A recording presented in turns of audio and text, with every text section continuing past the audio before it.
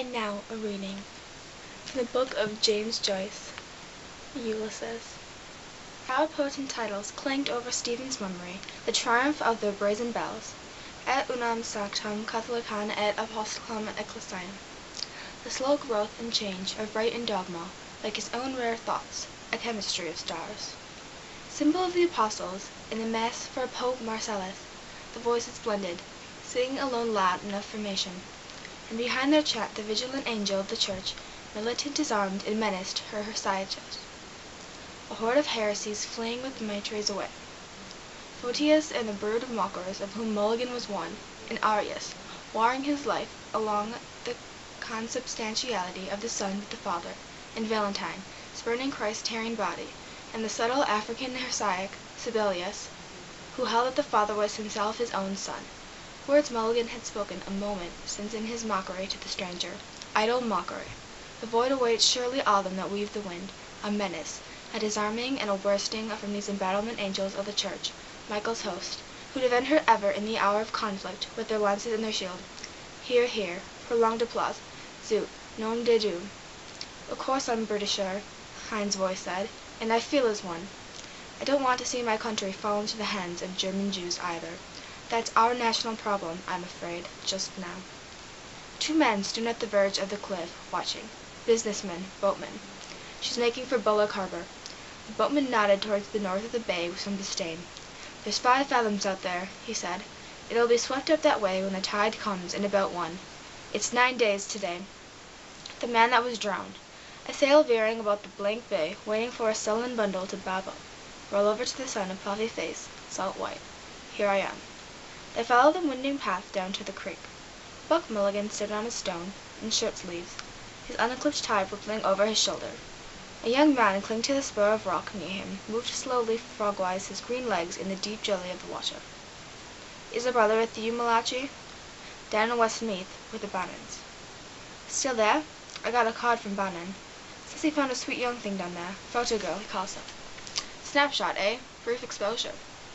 Buck Mulligan sat down to unlace his boots.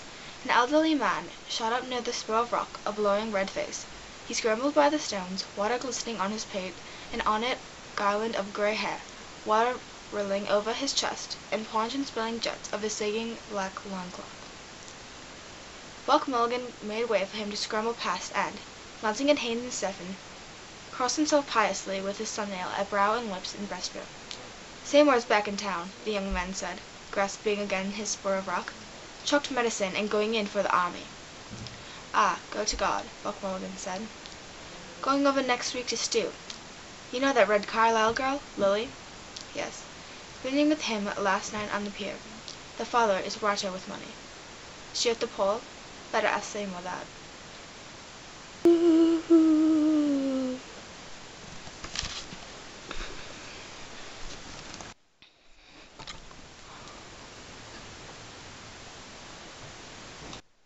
Miss Susie had a dreamboat, the dreamboat had a bell. Miss Susie went to heaven, the dreamboat went to hello, operator. I'm dialing number 9, and if you disconnect me, I'll kick your behind the refrigerator. They lie a piece of grass. Miss Susie stepped upon it and broke her little. Ask me no more questions, I'll tell you more, no more lies. The boys are in the bathroom, zipping off their flies are in the city. Bees are in the park. Miss Susie and her boyfriend are kissing in the arcade dark as in the movies.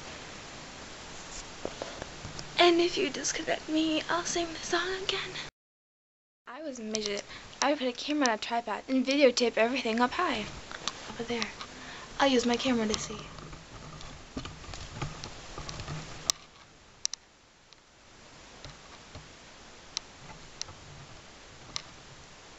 Yes, I see. A flower. Do with all that junk inside your trunk. I'ma get you drunk, get you love drunk off my hump. William Humble, Earl of Dudley, and Lady Dudley, accompanied by Lieutenant Colonel Esseltine, drove out after luncheon from the Viceroy Lodge.